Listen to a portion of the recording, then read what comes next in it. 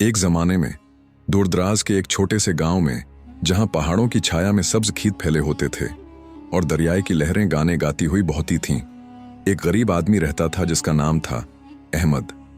अहमद को लोग शरफई कहते थे क्योंकि वो चूर था, मगर उसकी चोरी में एक अजीब सी शराफत थी। वो कभी अमीर लोगों के घरों में हाथ नहीं डालता था, बल्कि ऐसे लोगों से चराता था जो अपने माल को जुल्म के लिए इस्तेमाल करते थे।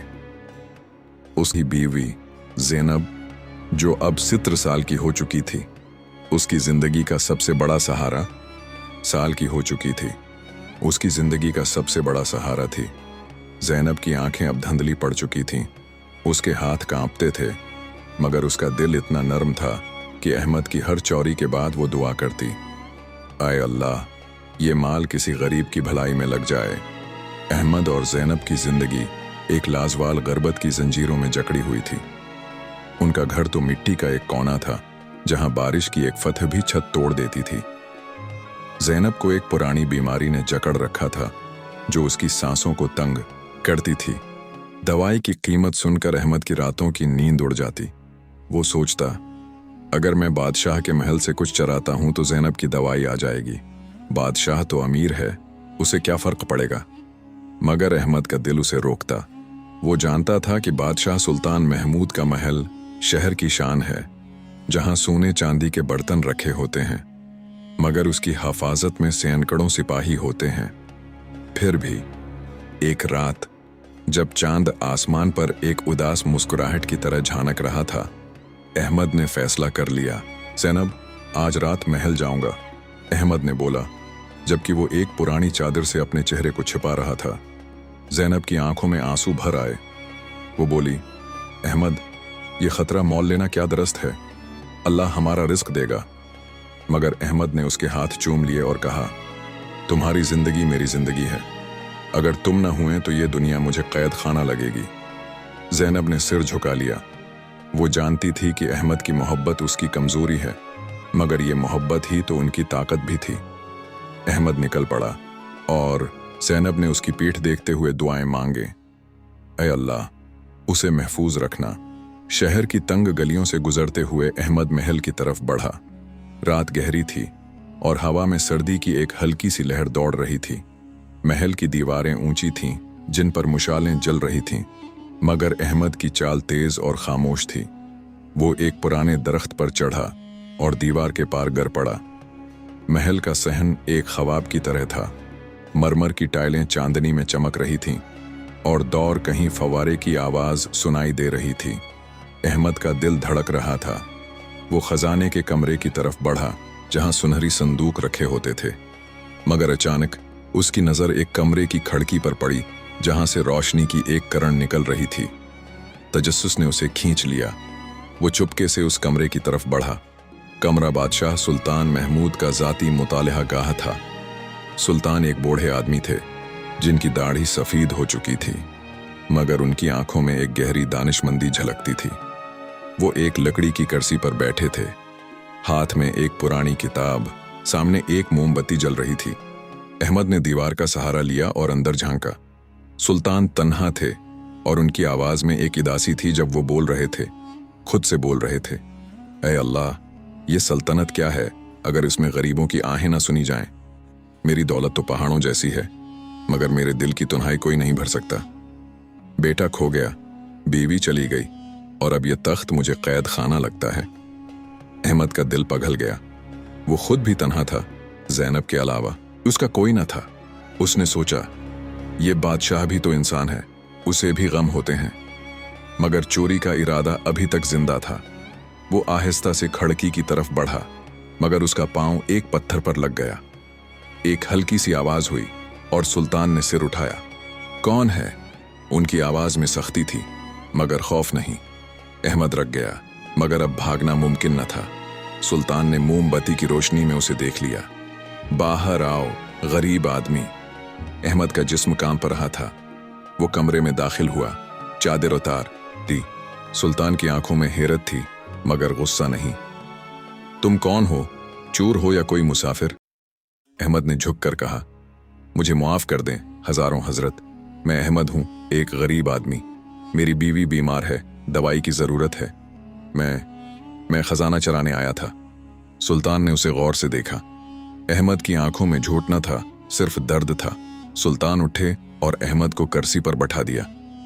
बैठो बेटा, दर्द की कहानी सुनाओ। अहमद की जबान खुल गई। उसने ज़ैनब की बीमारी, उनकी ग़रबत, रातों की बेचैनी सब बता दिया। जबकि बोल रहा था, उसकी आवाज़ लर्ज रही थी और आंखों से आंसू बह रहे थे। सुल्तान खामोशी से सुनते रहे। उनकी यादों में वापस चले गए। एक ज़माना जब वो खुद गरीब थे, जब उनकी माँ बीमार थीं और वो रातों को काम करते थे। बेटा, सुल्तान ने आखिरकार बोला, ग़रबत का दर्द तो मैं भी जानता हूँ। ये सल्तनत मेरे बाप दादा की है, मगर उसकी दौलत गरीबों की भलाई के लिए है, न कि मेरे फ़ख्र के लिए। तुमने गलती की, मगर तुम्हारा दिल साफ है। सुल्तान ने एक दस्तक दी और एक खादिम आया। जाओ, शहर के हकीम को बुलाओ और खजाने से सोने की एक थैल रखो। अहमद हैरान हो गया।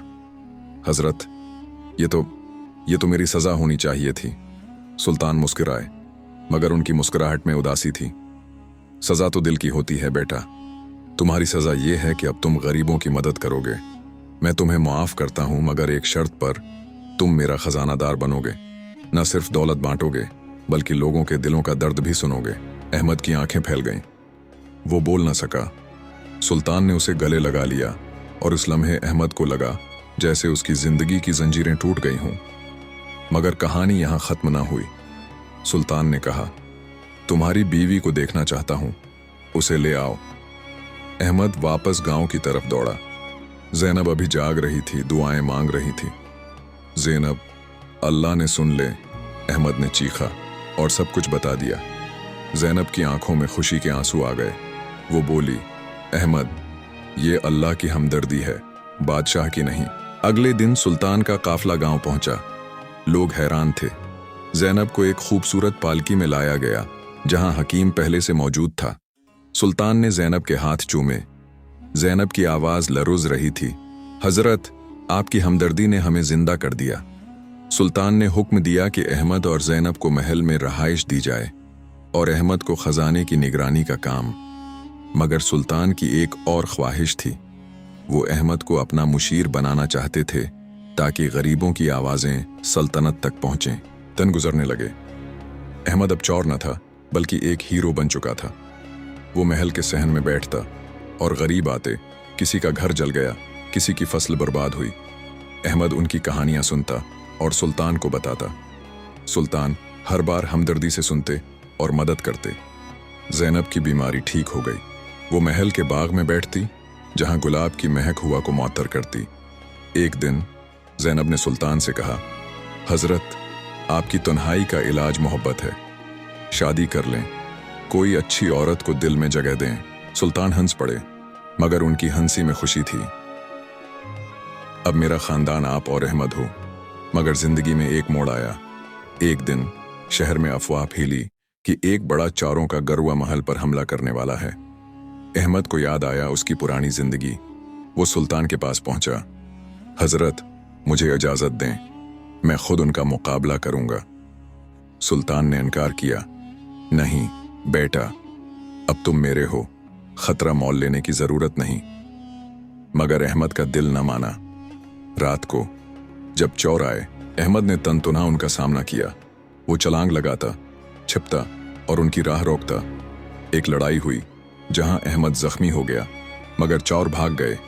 सुल्तान दौड़े आए और अहमद को गले लगा लिया। तुमने मुझे बचाया बेटा, अब तुम वाकई हीरो हो।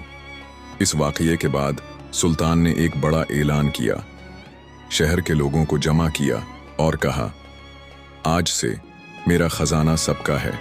अहमद और ज़ैनब जैसे लोग मेरी सल्तनत की रोशनी हैं। हमदर्दी ही बादशाहत है, दौलत नहीं। लोगों ने तालियां बजाएं और अहमद की आंखों में फख्र के आंसू आ गए। ज़ैनब मुस्कुराई और सुल्तान को देखा जैसे वो उनका बेटा हो।